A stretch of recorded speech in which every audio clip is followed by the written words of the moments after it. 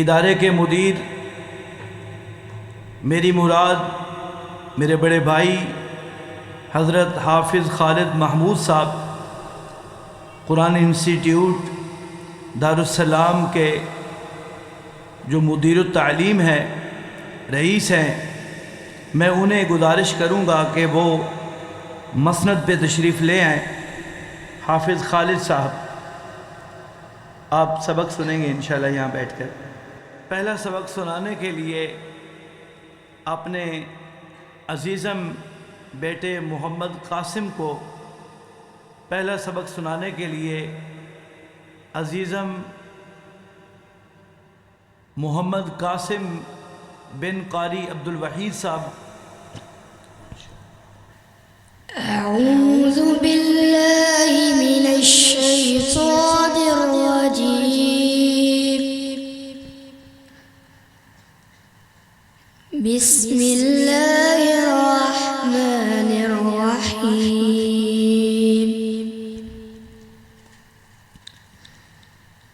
آمن الرسول بما أنزل إليه من ربه والمؤمنون كل آمن بالله وملائكته وكتبه ورسله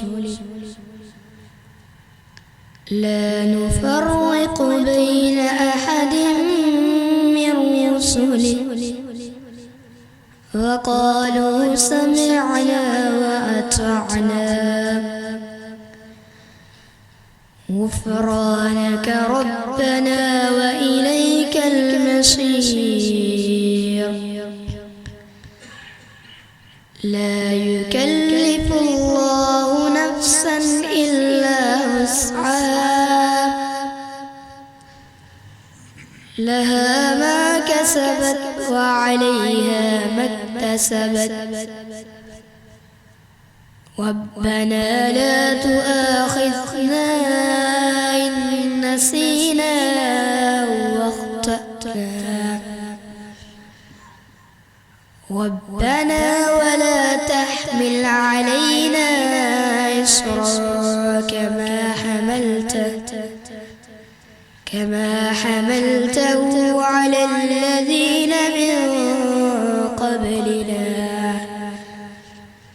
ربنا ولا تحملنا ما لا طاقة لنا به واعف عنا واغفر لنا وارحمنا واعف عنا واغفر لنا وارحمنا